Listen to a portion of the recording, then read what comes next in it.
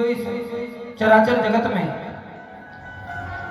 सभी चीजों का भोग करते हैं। एवं वंशावली वंश कितने वंश हुए? चंद्रवंश, सूर्यवंश।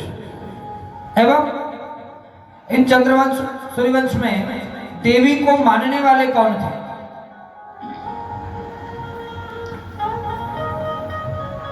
तो इन सब बातों पर हमें प्रकाश डालना चाहिए और ये 5 लक्षण के साथ कथा श्रवण करनी चाहिए।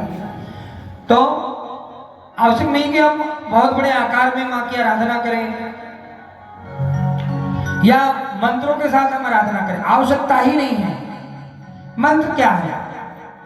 जो आप और आप अपनी मातृभाषा में आप कह रहे हैं, हम जो हिंदी भाषा में कह रहे हैं, उसी को देवी भाषा संस्कृत भाषा में कहना ही,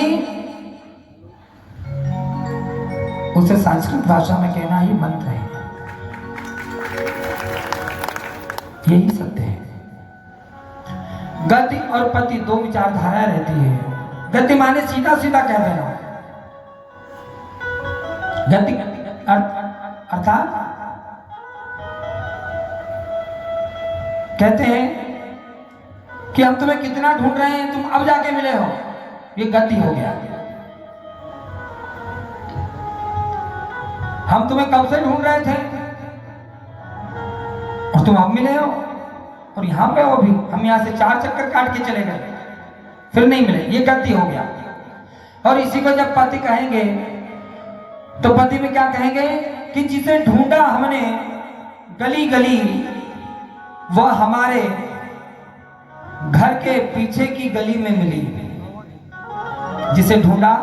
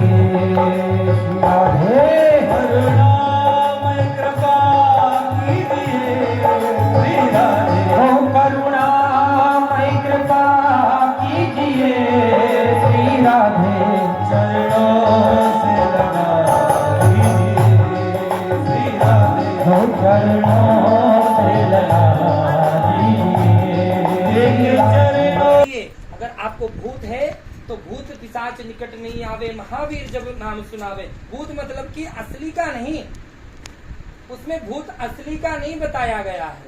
भूत माने कि आपके भूतपूर्व के कर्म ही आपको परेशान करते हैं। आप सबसे ज्यादा दुखी तभी रहोगे कि भूतपूर्व में आपसे कोई कर्म गलत हो गया या नहीं हो गया। अब मान लीजिए कि अभी हम संत बन गए, लेकिन भूतपूर्व में ऐसा भी हो सकता है कि हम उस समय संत ना हो, छोटे हो तो हमसे कुछ गलतियां हुई हो, वो गलतियां किसी के पास हो, तो आज वो भविष्य में हमारे लिए खतरा बनती है या नहीं बनती। तो इसीलिए आपको भूत पिशाच, भूत उसमें वो बताया गया है, उसी में दूषित ऊर्जा भी आती है। तो आपको अगर भूत लग रहा है तो उस दोहे को 40 बार पढ़ें, आपकी बाधा खत्म हो जाएगी। उसका पाठ 40 दिन तक करें, आपकी बाधा खत्म हो जाएगी। पर पूरी 40 आप पढ़ते हैं, अब जो दुख है भी नहीं उसका भी उपाय आप करोगे, जो दुख है उसका उपाय नहीं हो रहा पूर्ण रूप से नियम से, तो उसका विधान यही है, कोई संकट आ गया, संकट कटे मिटे सो पीरा, जो सुमिरे हनुमत बलबीरा। इसी दोहे को 40 बार हमें 40 दिन तक पढ़ना है, आपकी समस्या खत्म होगी। तो हमें समझना है कि उसमें लिखा क्या है। सभी को पता है रामायण में क्या हुआ, श्रीमद् भागवत गीता में क्या हुआ। तो अब हमें ज्ञान की नहीं, समाधान की आवश्यकता है। ज्ञान भरपूर है, छोटे से बच्चे से जिसने कभी कोई कथा सुनी नहीं होगी तो राम जी का नाम उसे भी पता है या नहीं है।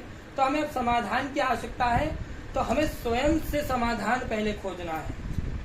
हम खोजते ही नहीं, हमें पता चला वहां फला ये हो गया, वहां फला वो हो गया। अब हम क्या करते, पहले ही तो एक काम बिगड़ा हुआ था, उसको सुधारने के चक्कर में दूसरा काम करना छोड़ दिया, पेंडिंग करके भाग गए। पहले हम समझो, 2-4 महीने उसे जानो कि ये समस्या क्यों है। आपको अगर उसका उत्तर नहीं मिल रहा तो फिर किसी गुरु के सानिध्य में आपको जाना चाहिए। अब गलती आप लोगों की है, गलती है या नहीं है? तो फिर आप अगर अपने गुरुओं को, कर्मों को, ईश्वर को, शक्तियों को दोष देंगे, उसी का कारण है कि हमारा सनातन कमजोर हो रहा है। हिंदू के कारण नहीं हो रहा है, हिंदू से कोई वो नहीं है ना, हमें कोई सनातन से है। हमारा सनातन कमजोर यहीं पर हो रहा है कि हम स्वयं ही अपने गुरुओं पर आरोप लगाते हैं। आपको किसी गुरु ने पीले चावल तो नहीं पहुंचाए। अब हम आपको बताते हैं कि गुरु दोष लगता है और उसके कारण आप दुखी होते हैं। ये संसार वहीं उलझा हुआ है। एक बार क्या हुआ, एक राजन के यहाँ पे एक कन्या का जन्म हो गया। अब कन्या का जन्म हुआ तो राजन ने विचार किया कि सभी राजा अपनी कन्याओं को योद्धा बनाते हैं, वीर बनाते हैं। भाई झांसी की रानी लक्ष्मीबाई वीरांगना थी, वो भले ही रानी बाद में बनी, पहले नहीं थी। आप अगर पूरा विस्तार जानेंगे तो जो बारीकी से पढ़ा होगा वो रानी कैसे बनी उसमें भी पूर्ण रूप से इतिहास है। और उसने उसके किले से लेकर कहां जाकर के युद्ध किया, उसका भी एक अपना इतिहास है। तो राजन का विचार बना कि मैं अपनी पुत्री को पूर्ण रूप से भगवान के प्रति, गुरुओं के प्रति समर्पण भाव जैसा बनाऊंगा। तो उसने क्या किया, बच्ची को शुरू से ही भगवान की भक्ति में लगा दिया, बाहर की चीजों से उसे दूर रखा। अब वो कन्या बड़ी होती गई तो भगवान के प्रति ललक जागती गई, और बड़ी हुई तो और जागी।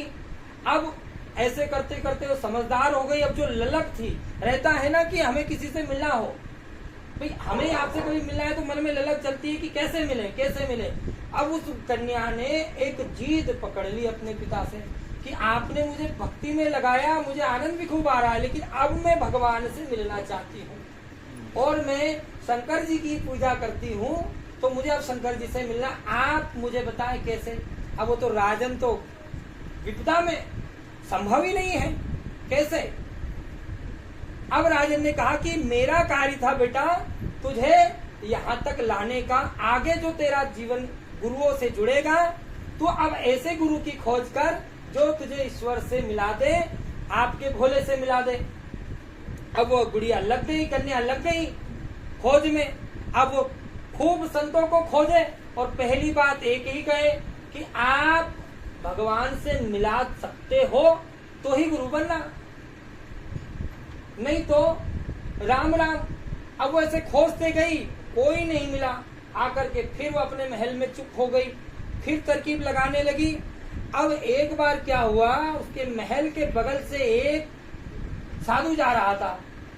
वो साधु तो था नहीं, उसका काम था भगवे कपड़े पहन लिया, राम राम जपना और भिक्षा मांग के जीवन यापन करना।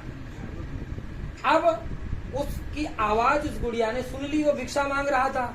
अब उसे लगा कि इस साधु की मुझे आवाज आ गई है, इस साधु से एक बार पूछा जाए। उस कन्या ने साधु को ऊपर बुलाया, महल में बैठाला, खूब सेवा कराई, खूब भोजन परोसा।